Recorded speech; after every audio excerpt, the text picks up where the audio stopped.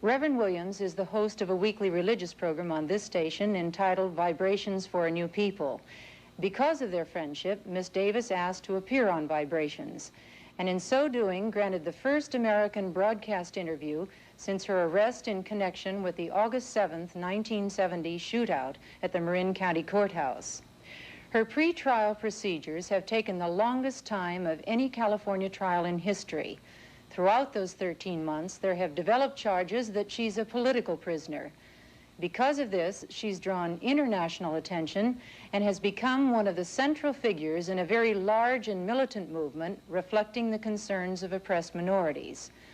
We're presenting this program at this special time because people of all persuasions from all parts of the country and the world have come to regard Miss Davis in strong terms. Most have formed these opinions in favor or against her without ever being exposed to her writing, her teaching, or other personal statements.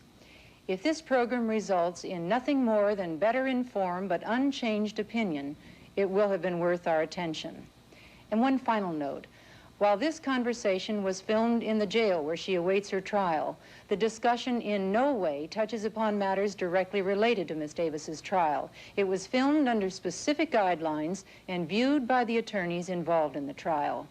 This represents further programming in connection with the various aspects of Angela Davis's involvement in the controversial militant minority movement.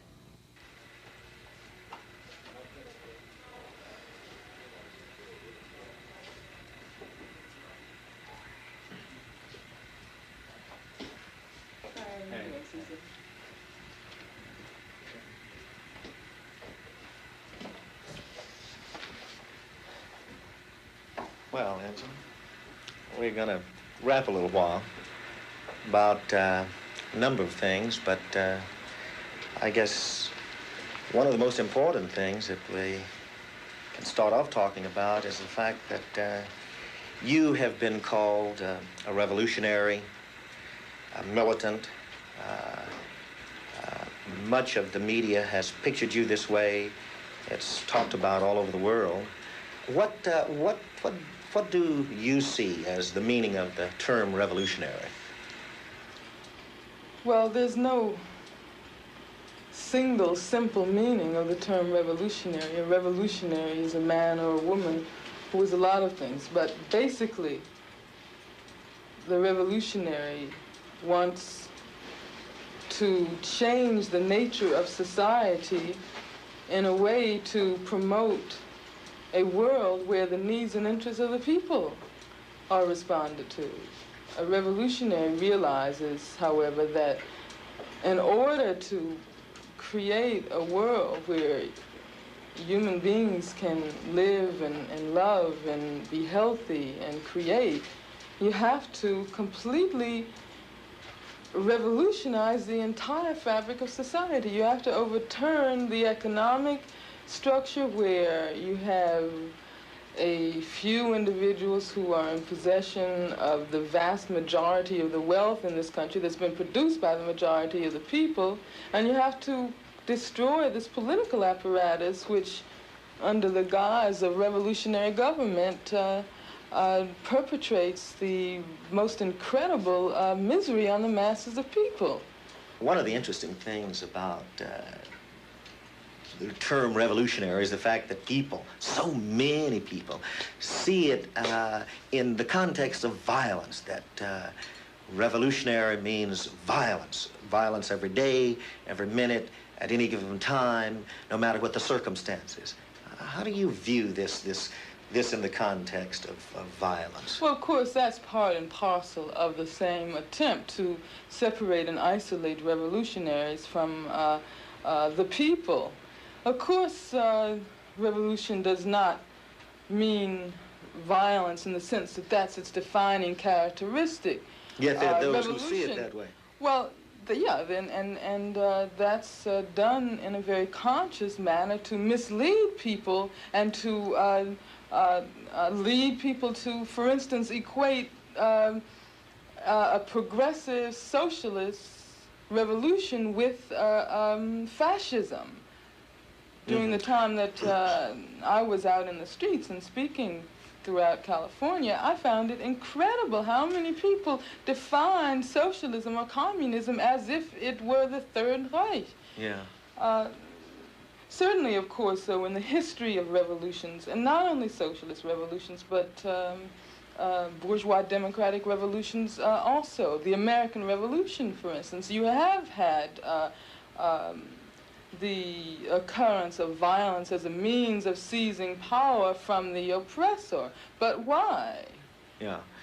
This is because the oppressors have failed to acknowledge the fact that the people were right and that the people had the right to control their lives and to control their destinies. And they are the ones who always initiate the violence. If people are serious about moving ahead to create a better society, then of course they should not allow themselves to be deterred simply because a few people at the top, who are in possession usually of monopoly on violence, decide that they're going to unleash all of their forces of oppression to stop them. Angela, the interesting thing I think that's emerged is your struggle with the Soledad brothers and your struggle with the Soledad trial. How did you get involved in this whole area of demonstrating and of speaking and of organizing for the Soledad brothers? I was invited in the spring of 1970 to attend a meeting that had been organized by some of the attorneys involved in the Soledad brothers case.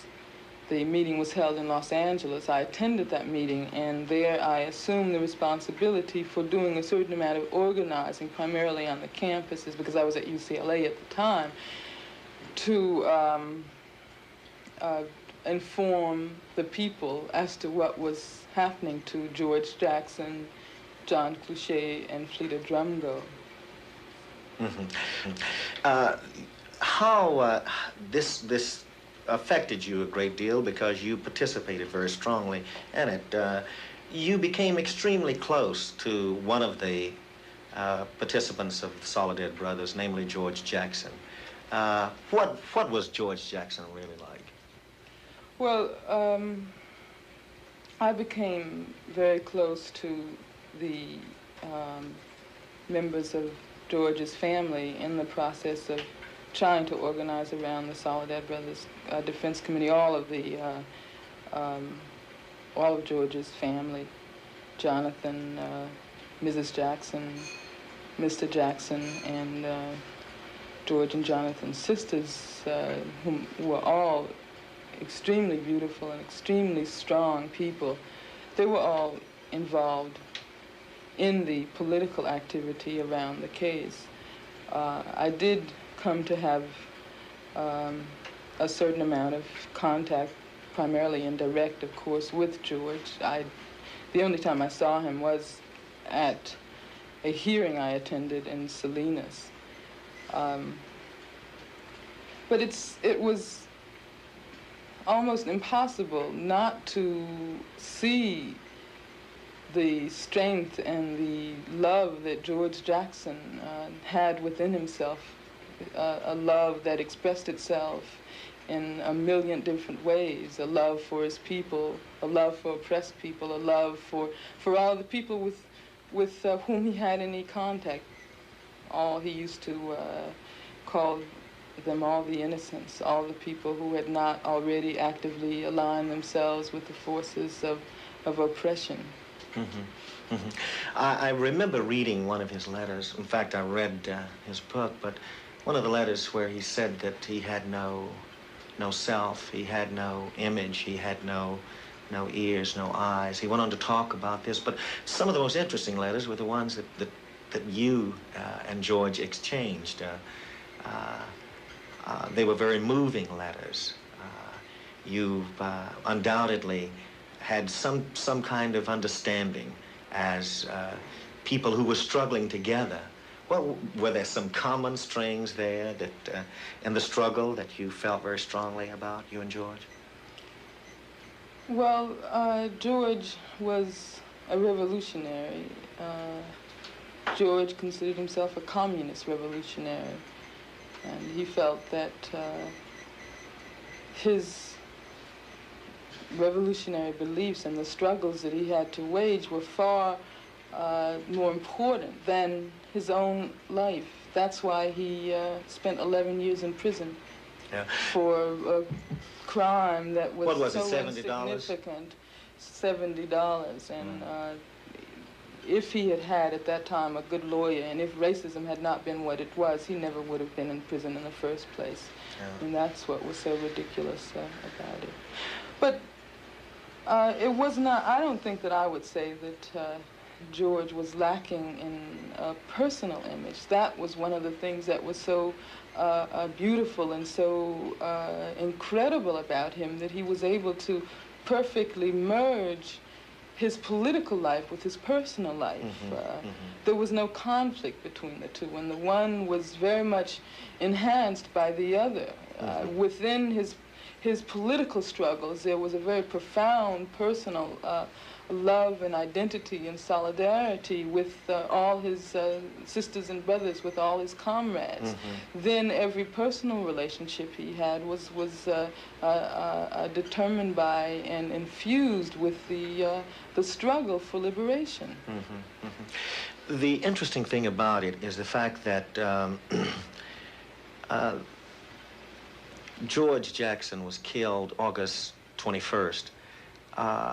And at that particular time, we saw some new directions occur in the prison system. For instance, there was the Attica, there was San Quentin. How do you perceive the penal institutions at this particular time in regards to what they call rehabilitation and other directions that they may be taking now that the death of George has occurred and Attica has broken loose and possibly other prisons as well?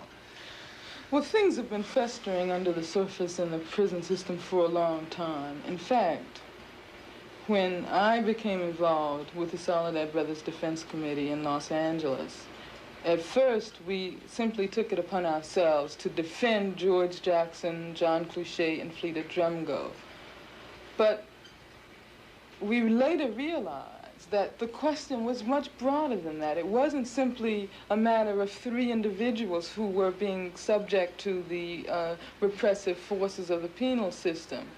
It was the system itself that had to be attacked. It was the system itself that had to be abolished, so that we eventually broadened the field of our to include an assault on the prison system as a whole. Well, what you're strongly implying, I gather, then, is that the character of justice is not really changing that much, even though recently we've seen Bobby Seale, Erica Huggins, Huey Newton just recently, who have been freed. Is the character of justice really changing that much? Well, what is justice? I mean, what does justice mean? Does justice simply mean that a person who has been charged with a crime is going to be acquitted? I mean, that's what happened, of course, to Erica and Bobby and Huey and the New York 21 and part the LA Panthers, who were just recently on trial. They were acquitted, or the charges dismissed against them, but that appears to me to be a purely formalistic view of what justice is. Empty. It has no content. If you can pick out someone, single a black person, a black revolutionary out, charge him with an unbailable offense, put him or her in jail for 2 years, 2.5 years, is in the case of the New York 21, I think. And then afterwards, get up with the case that you have that doesn't have any water at all, and have the jury acquit them. Is that what justice is all? They've lost years of their life. See, what has happened in those cases is that the black revolutionary leaders have been effectively silenced. They have been separated from their people, isolated from the community for 1 year, 2 years, 3 years. You see, this is a contrived, calculated effort on the part of the powers to be, the ruling class, to make sure that they are separated from from their people? Well, see, there are a lot of ways in which repression can express itself. It does not necessarily mean being shot down. It does not even necessarily mean being sentenced to prison. It can mean being detained for so long that one cannot be effective in the community. It can mean being forced into exile, as Eldridge Cleaver was forced into exile, and we see what has happened to Eldridge and what his exile has meant for his ability to be effective in the black liberation struggle here. There are a myriad of ways in which you can repress a developing liberation movement. I guess the thing that concerns me very much has to do with those unnamed blacks, Chicanos, Asians, Indians, poor people who go to the courts every day, who are sentenced.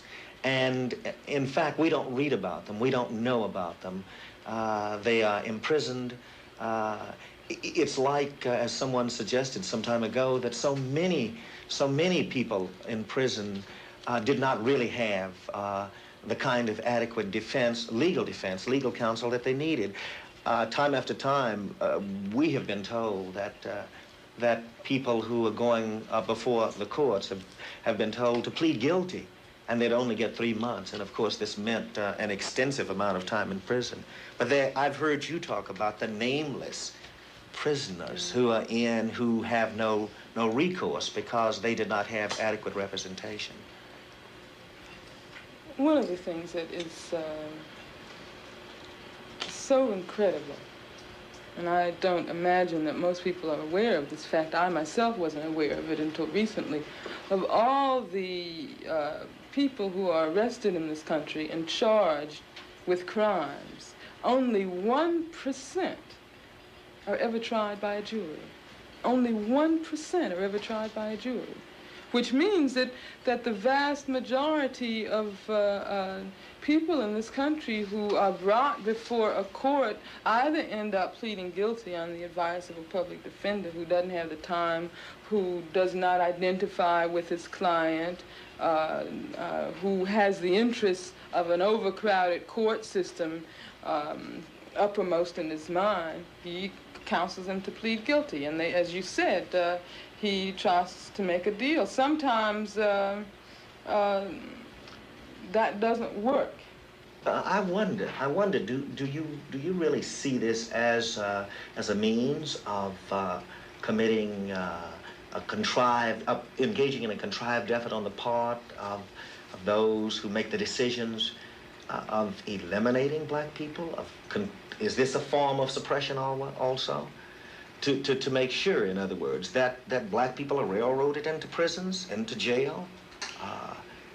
Well, in the whole history of the United States, the impact of racism has been to attempt to contain black people, has been to attempt to stifle the desires towards liberation.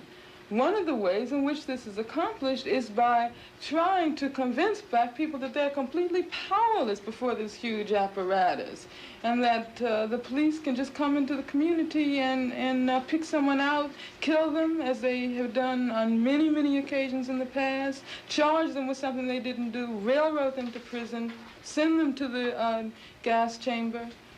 This is just one of the many ways that the system, and it's not a contrived effort in the sense that it's done consciously by a few men up at the top. It's built into the system. It's built into it's built into the nature of this society. And getting back to the question of what a revolutionary is, black revolutionary realizes that we cannot begin to combat racism. We cannot begin to effectively destroy racism until we've destroyed the whole system. Now, I guess the amazing thing is that we've noticed that in the state of California, they have what is called the indeterminate sentencing of prisoners. The adult authority has the power to determine when a person is paroled, what time that person is paroled, if in fact that person is paroled. Mm-hmm. I've talked to a number of prisoners who've said this is another means set up by a racist system to control the affairs and the destiny of black people. Do you see this as a certain direction of providing controls on the lives of those prisoners who are in prison? Well, see, it's interesting that when the indeterminate sentence law was first enacted, it was presented as one of the most progressive reforms in the prison system. That's one of the reasons, among many others, that California today is ironically considered to be the most progressive section of the American penal system. Originally, or at least it was stated that originally the purpose of the indeterminate sentence law was to allow for the greatest flexibility in rehabilitation. That meant that if a prisoner was, say, charged or convicted of an offense that carried, say, a straight 10-year sentence, he would not get 10 years, but he might get, say, 2 to 15, because it's possible that in 2 years he might have, quote, rehabilitated himself. And it would have been overly inhuman to force him to spend 8 more years in prison. But how is this function in reality? In reality, the indeterminate sentence law has done precisely what you say it has done. It has provided an effective, very brutal means of control over the lives of sisters and brothers who are in prison.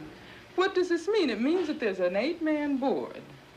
Composed of, and I was just looking at this paper that was done on prisons not too long ago. It gives a rundown on who's on the adult authority. And it says that the 6 whites on the panel, and check this out, include a former assistant commander of the Los Angeles Police Department Detective Bureau, a former FBI agent in charge of the San Francisco office, a former deputy United States attorney for the Southern District of California, a former district attorney for Fresno, a former police chief of Richmond, California, and a former prison guard at Chino. Now, there's one black man on the adult authority now. However, he was a former civil servant in the prison system. There's one Chicano. However, he was also in the prison system before he was appointed. Now, I mean, what does this mean? This means that they're ex-police, ex-agents, ex-prosecutors, all of whom have come from a background which is directly opposed to the prisoner. And of course they're going to take the side of the system. They're going to take the side that's directly opposed to the interests of the prisoners. And these people have the right to set a date, a parole date for prisoners. Certainly, and of course now with the increased surge of political activity and with the increasingly aggressive posture that prisoners are assuming in prison, the indeterminate sentence is used as a form of retaliation. It's used as a form of repression because prisoners are either told or else they realize that if they continue to engage in any kind of political activity, they aren't going to get a date. How do you get 2 burning questions in at one time? You know, when they're coming in my head right now, and I want to get them in at the same time. I'll try one first. It had been suggested by the executive director of the Correctional Institutions of California that lobotomies, that brain surgery, be used on those inmates who have violent tendencies. Also, we know that at 2 institutions like Tascadero and also Vacaville, certain drugs have been used on prisoners. This trend, we note, has taken place, and yet there was also a very strong suggestion by the executive director that lobotomies be engaged in. What does that sound like? I mean, what does that remind you of? It evokes in my mind all of the horrors of Nazi Germany, all of the experiments that were done in the concentration camps. People who accuse us when we say that there are very definite fascist tendencies in America today ought to think for a moment when the director of the Department of Corrections can get up and suggest that human beings have brain surgery to prevent them from feeling, to prevent them from reacting, because what does a lobotomy do? Yeah, I understand that it damages the front section of the brain. It destroys it through, yes. By means of attaching electrodes to the brain. It destroys very vital sections of the brain. I think, of course, I'm not a doctor, but from what I've learned, once you receive this lobotomy, you become practically a vegetable. Of course, they maintain that it prevents the patient from being aggressive and violent. But what they're really talking about is stifling the political militancy that exists on the inside of the prison. Yeah, I understand that lobotomies have been used, and this is undoubtedly well-founded, to suppress pain. You know, I really believe they would have actually initiated this policy of brain surgery had not there been the kind of reaction that there was. Probably the way the news leaked out was an attempt to test what public reaction was going to be like. And had it not been what it was, more than likely a whole series of those kinds of experiments would have been initiated. But there's something that has not received very widespread publicity, and that is the use of these drugs in Vacaville and Atascadero that you were talking about before. Apparently the drug that is most widely used is called anectine, and it is used in what they call aversion treatment, I think. Yes, that's right. Isn't that the term that they aversion use? Treatment, right. To avert the prisoner from any kind of assertive activity. From what I've read, the experience of taking that drug is so frightening and so horrible. Apparently, when they administer it, it causes for a period of about 60 seconds the sensation of dying. It completely it completely arrests the sort of like suffocation. You feel like you're suffocating, you feel like you're drowning, you feel like you're dying.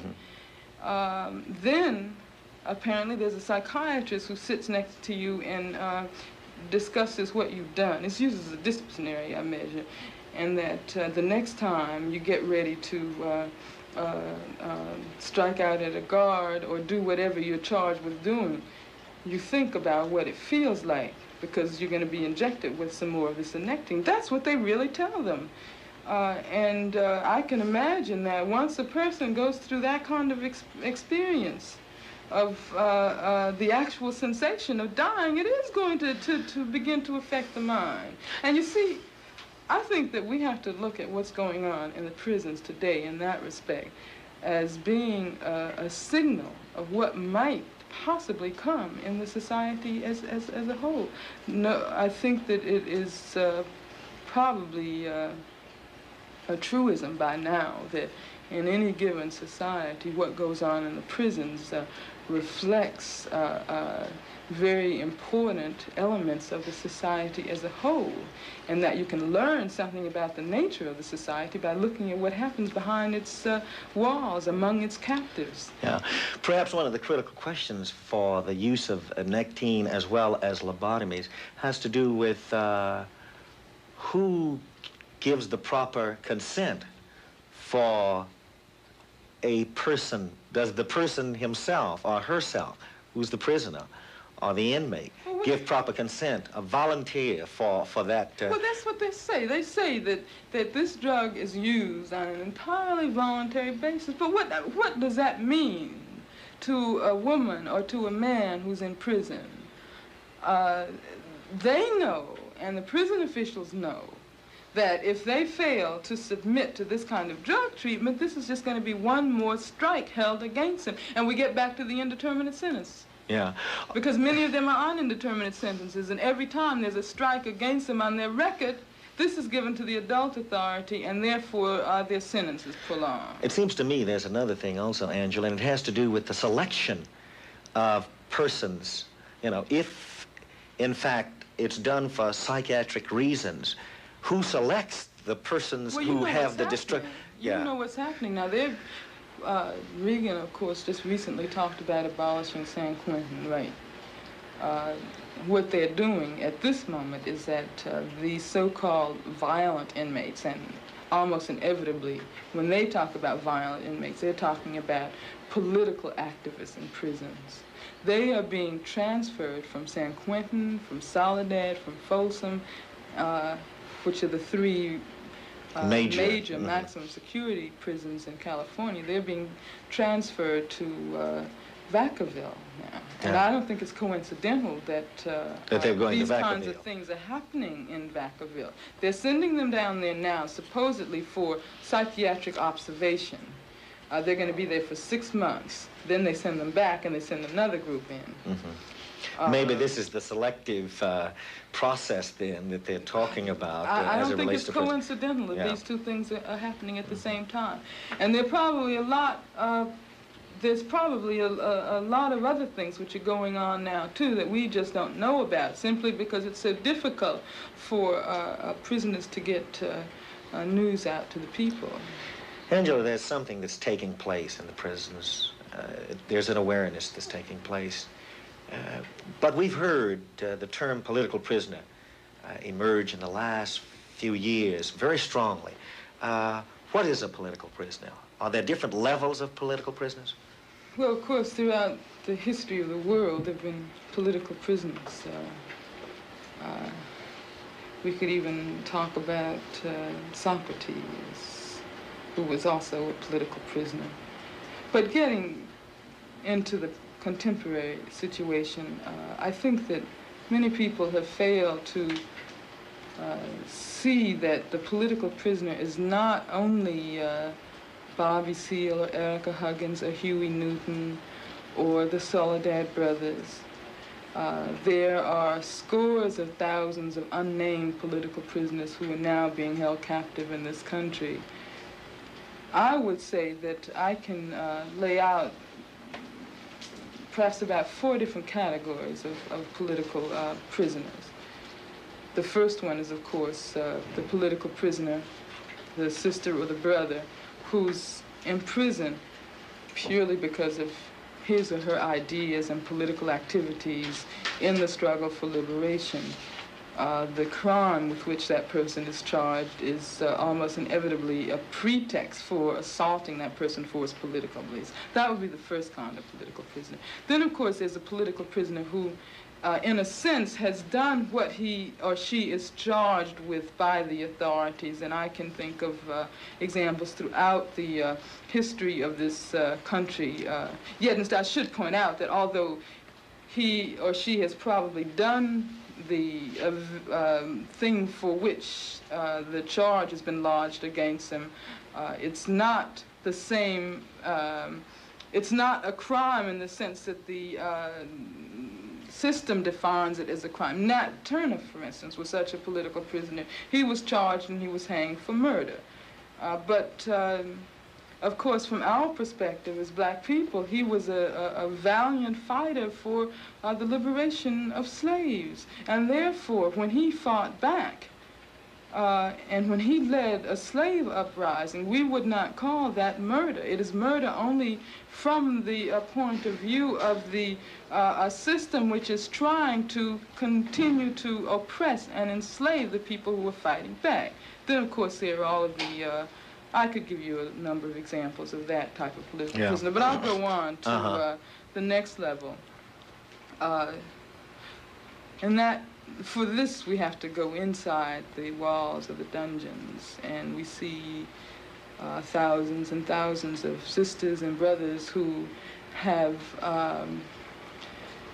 actually been, well, they have been arrested and convicted of offenses which don't necessarily have political contours, but once they get into prison and once they become aware of all of the currents and passions of black liberation and the struggle for freedom for all people, they become aware of what it is that led them to commit those offenses in the first place. They therefore transform themselves into political beings and become active behind the walls and are therefore subject to retaliation by the prison authorities. And we could talk about Ruchell Magee, we could talk about George Jackson, Fleta Drumgo, John Clouchet, and there's one brother whom we haven't heard that much about, and I think it's very important to talk about him at this point. His name is Robert Wesley Wells. He's been in for quite some time, hasn't he? He's 62 years old now. He's been in for over 40 years. Mm-hmm. He was convicted of stealing a car and has been in for over 40 years. Apparently, Robert Wesley Wells was and continues to be the type of black man who will not allow himself to be dehumanized, who will not kowtow to prison officials, and who asserts his rights as a black man. Apparently, the Attorney General of California wrote a letter to the adult authority saying that they did not want a sentence set, a determinate sentence set for Robert Wells. They wanted the adult authority to leave it open because they knew that at some point, he had an indeterminate sentence, by the way, we were talking about that before. They knew, they said, that at some point, Wesley Wells was going to become involved with a guard and might possibly assault a guard. Then they could use this other horrible law that they have on the books in the state of California, which makes the death penalty mandatory for a prisoner who assaults a non-inmate. This letter is on file. I was informed of the existence of this letter by Wesley Wells' attorney. Sure enough, he was provoked into a confrontation with a guard at that time through a cuspidor, which hit the wall and ricocheted and hit the guard's head. It drew a little blood. However, the guard was back to work in about a week or so. Robert Wesley Wells was then charged with 4,500 and received the death penalty. Charles Gary was his attorney. Leo Branton, who's my attorney now, was also working on the case. With the help of a mass movement on the outside during the 40s, this was towards the end of the 40s, the death sentence was commuted, but it was commuted to life without possibility of parole. Mm-hmm. And to this date, the only way that Wesley Wells can ever get out of jail, the only way that he's going to avoid dying behind the walls of San Quentin or Soledad or some other prison in the state is if Ronald Reagan would grant him executive clemency. Of course, we know what Ronald Reagan is like, and we know that he's not about to make that kind of a gesture. Yet, I think that it's going to be extremely important for all of us to try to mount a campaign and force Reagan to let Wesley Wells out of prison. Ruchell Magee went through some trying times. He's been in now some 16 or 17 years, hasn't he? In his sentencing in Los Angeles, he, I think, has been in San Quentin now some 8 years. A very brilliant man, I must say. In many regards, he's certainly spoken out Ruchell Magee will be, I guess, one who will find himself in similar circumstance, who has found himself in similar Ruchell, I circumstances. think, is a very, very beautiful man and is a kind of a symbol of what black people have been forced to experience in America. He was charged with a case of rape, and we know about all of the... That was in Louisiana, I think, as I recall. We know about all of our brothers who've gone to their death or who have spent large portions of their life in prison because they happened to look in the direction of a white woman. Ruchell is another very shining example, like George and like Wesley Wells, and like I could go on to infinity, of sisters and brothers in prison who achieve the most remarkable heights of consciousness and commit themselves to struggling for the liberation of their people. And because they do this, they are the ones on whom the repressive might of the prison system comes down so strongly. Angela, I asked you to bring some letters that you had received. I know you've just received thousands, but I did ask you to bring several letters. Could you read several of those letters for me at this time? Some are just very fascinating, but... Well, maybe I should just say as a preface that being in jail, and I've been in for about 15 months now, the thousands and thousands of letters that come from people all over the world expressing their solidarity with me and all other political prisoners has been a remarkable source of strength, and both not only for me, but also for the sisters with whom I come in contact, because I always let them know what's happening on the outside, how the struggle for our freedom is advancing. This letter, it's a really beautiful letter written by a very, very young child, apparently. And it says very simply, "Dear Angela Davis, my name is Sarah. I wish that you were free. This is a picture of you when you will be free. Love, Sarah." And on the other side, there's a picture that she's drawn. Yeah. Is this Sarah? You, when you will be free? Well, she says it's a picture of me. You see the smile on my face. I guess that's supposed to be symbolic of freedom. Yeah. And I get a lot of letters from very young children. This is something which is so very beautiful. A lot of people somehow have the feeling that the movement is collapsing. But I think that what is happening is that the ideas that a few people have been expressing for a long time are penetrating to the masses of people.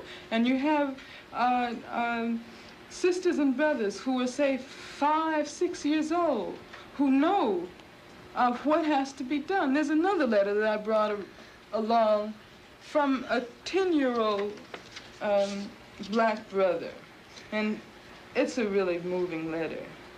He says, "Dear Miss Davis, my mother gave me $5 for Christmas and told me to give it away to someone else that I felt needed it. I'm sending it to you because I read about what happened to you. I do not think you are guilty, and I hope that you can get out of prison. I'm only 10 years old, and I'm black, but from what I've heard and read, I think some people are trying to ruin your life. All those accidents, like the killing of George Jackson, were on purpose. Try to hang on. We'll have our fingers crossed." Yours truly, and he gives its name. It's a really beautiful, moving letter. And that's only one out of many that I've received from children that age. It makes very concrete something that Jose Marti, the apostle of the Cuban Revolution, said. He said, "Los niños son la esperanza del mundo," children are the hope of the world. And I think this is true, that we do have a revolution moving along, and it can be seen in our children, in our youth. This really has quite an impact with you then, doesn't it? Really means a lot to you. Well, what it does is it completely eradicates this feeling of isolation and this feeling of separation that the prisons and jails are designed to create. And that's why it's so necessary for people on the outside to seek and find ways of expressing their solidarity with sisters and brothers in prison. If it's a letter, I receive thousands of letters from sisters and brothers in prison, and I've been trying to answer, if only with a few lines, all of the letters that I get from this side of the walls.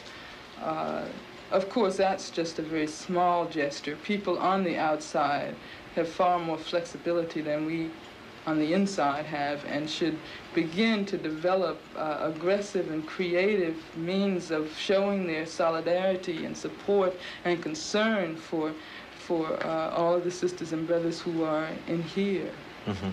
You've got another letter there. I see it on the desk, and I want to hear from that one also, because I think you told me it was from a brother who was in prison. This is one of the many, many letters that I've received from sisters and brothers in prison. This is from the Ohio Penitentiary, Ohio State Reformatory. And it says a friendship letter where the relationship is, you know, they have to fill out forms. The letters are generally censored. The letter says, I don't know if you will receive this letter, or even if you will be able to answer it, but my admiration for you compels me to write this letter. As you can see, I am also in confinement, for which I have been confined for the past 21 months. Then he goes on to say, sorry to say my crime was selfish and stupid, unarmed robbery. Since being confined, I've been allowed to go on speaking engagements. During my speeches, I have endorsed your actions, but most of these places I've spoken were churches, and they all ask one main question, which is, why is Angela Davis communist? This is a very hard question to answer, mainly because I don't feel I've been taught the true meaning of communism. This is one of my reasons for writing you at the time. Hold it right there. Why is Angela Davis a communist?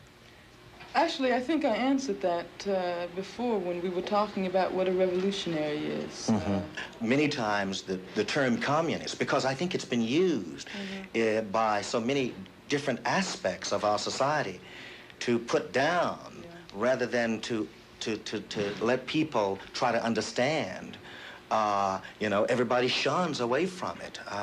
It's like it's a disease or something like that. And I just, you know, what I'm trying to get through is that the brother here in that letter is raising a question, and therefore in his question, it seems that he's trying to say that there are some people who are plagued by that, and they let that get in the way. They don't want to know Angela Davis as a person. Or even if they do, that prevents them from coming to know Angela Davis as a person. Well, you see, now, that might be true for, say, the vast majority of white people. Yeah. But one of the things which really impressed me when I was on the streets and fighting for my job at UCLA was that whenever I spoke to black people, whenever I spoke in the black community, very few people had hang-ups about communism. I can remember many times walking down the street and having someone stop me and say, are you Angela Davis? And I would say yes, and they would express their solidarity and say, a lot of sisters and brothers would say, even though I don't really know what communism is all about, just as the brother here said, they say, we know that there must be something good about it, because otherwise the man wouldn't be coming down on you so hard. Mm-hmm.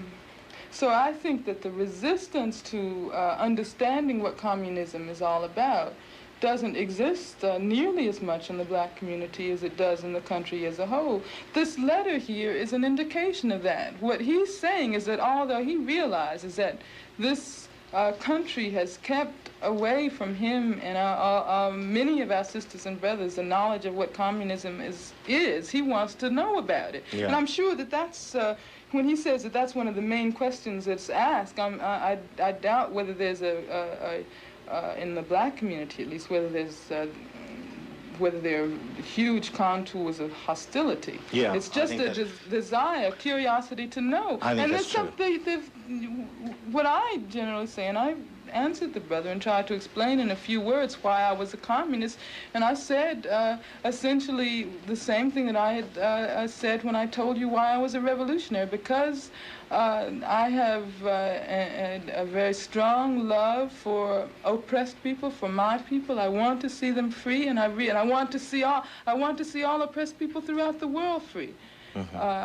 And I realize that the only way that we can do this is by moving towards a revolutionary society where the needs and the interests and the wishes of all people can be respected. Angela, there are a number of women in prisons, aren't they? About 14,000, I think. Yeah. And a lot of people certainly would not even be aware of that. Well, that's because, of course, of all the forces of male supremacy to which women have been subjected for so long in the society. Not that much attention has been directed towards women in prison, and there are a lot of women in prison. There are sisters who are in jail because of their political beliefs. There are sisters who have gone... In fact, in my experiences in New York and in Marin County and here, I go to exercise a couple of times a week at the women's prison in Santa Clara County, so I do have some contact with sisters there. One of the things that the sisters told me when I got over there was that they really wanted to spend their time while they were in jail studying so that they could make significant contributions to the liberation struggle, except that there was no available material. So one of the things that I asked some of the people from the National United Committee to do was to make an appeal to people on the outside to donate books to the sisters in Milpitas. Yeah, I know you asked my church to make contributions, and certainly they have been sending books to the sisters at Milpitas. Let me just give you one, I think, very striking example of the lack of attention to women's prisons. We know about the Tombs, we know about Attica, we know about San Quentin. But how much do we know about the demonstrations and the strikes that took place in the Women's House of Detention? How much do we know about the revolt that occurred at Alderson Federal Penitentiary in Virginia? How much do we know about that? Yeah. How much do we know about all the unnamed sisters who are in prison today? And it has been your contention all along that Angela Davis is not to be looked upon as a hero, but Angela Davis, along with the sisters and brothers in all prisons, must be seen in light of the struggle that's going on as it relates to the liberation of all people. Well, I don't see myself as any different, any more important than all of my captive sisters and brothers. And in fact, what I have attempted to do within all of these restrictions that surround me has been to draw people who have expressed support and concern for me into the struggle for all political prisoners. I've said on a number of occasions that one of the first experiences I had in this jail here, after being transferred from Marin County, was very, very revealing of what the mass struggle can do for sisters and brothers in prison. When they drove me down in the wee hours of the morning and brought me into the cell here, they took all of my clothes and made me take my underwear off, and I was sitting up in the cell, huddled in some blankets, freezing. And suddenly, a mass of letters came flowing into the jail here, protesting the conditions. And I don't know whether it was coincidental or not, but suddenly the conditions did begin to relax. One of the things that struck me then, and of course I'm constantly aware of this, is that because of the movement that has galvanized around me, there is a lot of public attention on me and my case, and there are certain kinds of things that I can directly appeal to people for. But what about all of the sisters and brothers that we've been talking about during this interview? What about all of the other thousands and thousands who are in America's prisons today? People should begin to realize that they have a responsibility to see to it that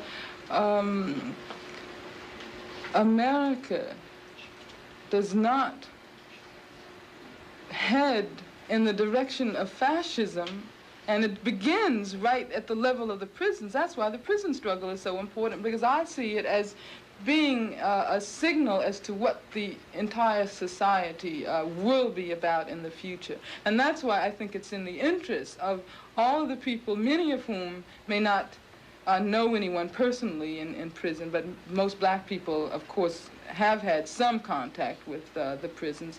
People should really begin to express themselves aggressively and boldly and demand that something be done about the prisons in this society today. Angela, we're going to stop at this point.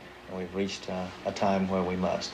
Thank you very much for this interview. Thank you for rapping with me. And I want to say goodbye to you.